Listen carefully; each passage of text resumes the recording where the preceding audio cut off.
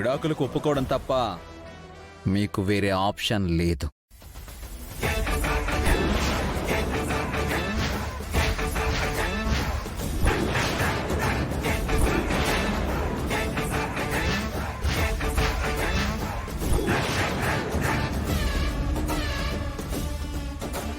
నువ్వా? నిన్ను? నువ్వు నన్నేమీ చేయలేవు. ఎందుకంటే ఇంట్లో నేను నీకిచ్చిన ఔషధం నీ నొప్పుల్ని తగ్గించేది కాదు,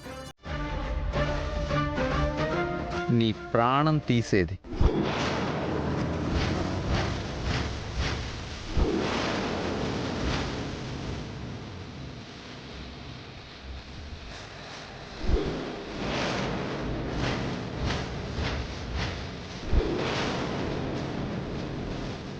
మమ్మీ, మమ్మీ, నా ప్రాణం.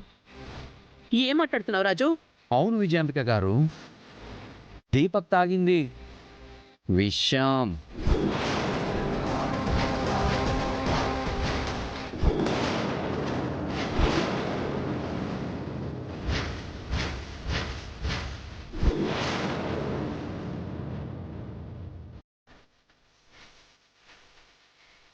Mummy, mummy. అది కాసేపు సైలెంట్గానే ఉంటుంది, ఆ తరువాత దాని పని అది చేసుకుంటూ పోతుంది.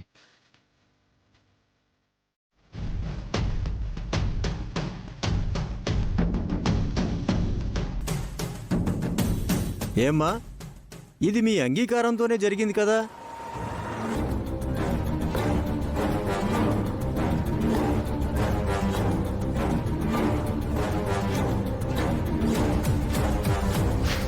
రాజుగారు నా చేత విషం తాగించాడు. జడ్జి గారు అడిగే వాటన్నింటికి సమాధానం చెప్పేంత టైం లేదు. దీపక్ చచ్చిపోయేలా ఉన్నాడు. అవును జడ్జి గారు, ఈ పెళ్లి నా ఇష్టంగానే జరిగింది.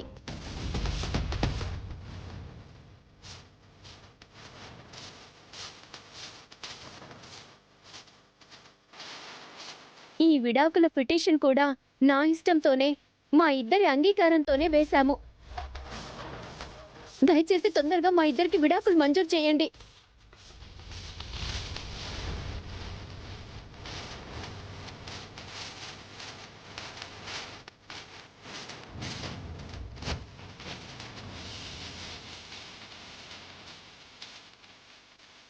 మీ తొందరపాటు నిర్ణయంతోనే మీ పెళ్లి విడాకుల వరకు వచ్చింది. ఇంకా తొందర ఎందుకమ్మా?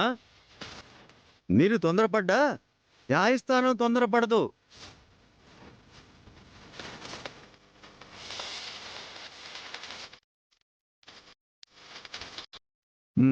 చట్ట ప్రకారం మీ ఇద్దరికి 6 నెలలు గడువిస్తున్నాను.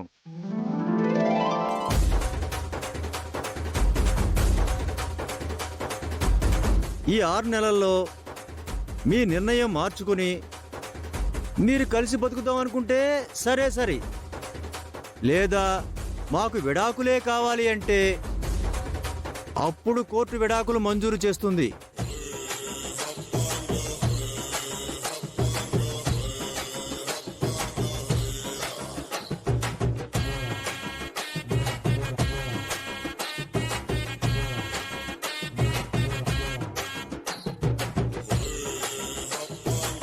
The court is urgent.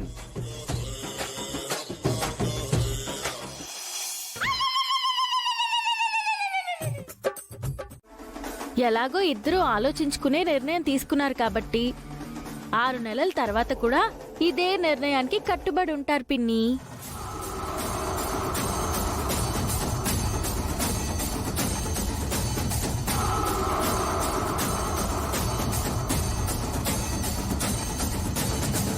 Deepak, నీకు నొప్పులు తగ్గాయా?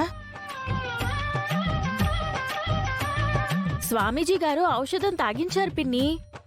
ఆ దెబ్బకి నొప్పులన్నీ పరిగెట్టేసినట్టున్నాయి.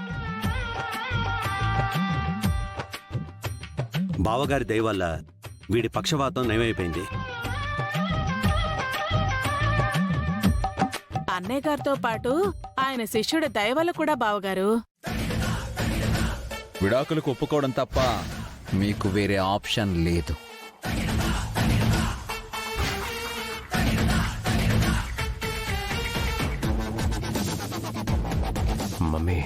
ఆ శిష్యుడి రూపంలో వచ్చింది రాజుగాడే అని మావయ్యకి చెప్పేద్దాం మమ్మీ. వద్దు దీపక్, వాడే వచ్చాడని మనకి తెలుసు, కానీ ఆ విషయం ఎలా ప్రూవ్ చేస్తాం? వాడొచ్చాడు అని తెలిస్తే వాడి వైద్యానికి నయమైన నీ పక్షవాతం మీద కూడా డౌట్ వస్తుంది. మళ్ళీ మనమే ఇరుక్కుంటాం.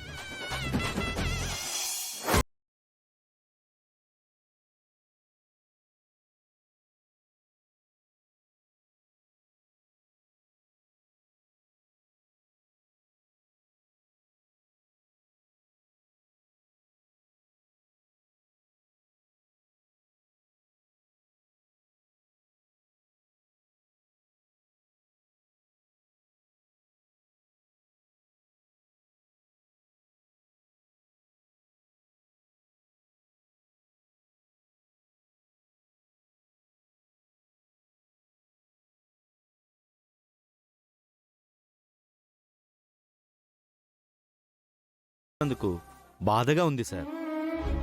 అన్నయ్య, మీరు మీరు ఏ నియోజకవర్గం నుంచి పోటీ చేద్దామనుకుంటున్నారు? నేనెక్కడి నుంచి పోటీ చేయాలన్నది ఇంకా అధిష్టానం నిర్ణయించలేదు చంద్ర. ప్రస్తుతానికైతే మన పార్టీ హైకమాండ్ మన 2 తెలుగు రాష్ట్రాల్లో మన పార్టీని గెలిపించే బాధ్యతని నాకు అప్పచెప్పారు. సూర్యప్రతాప్ గారికి జై! సూర్యప్రతాప్ గారికి జై!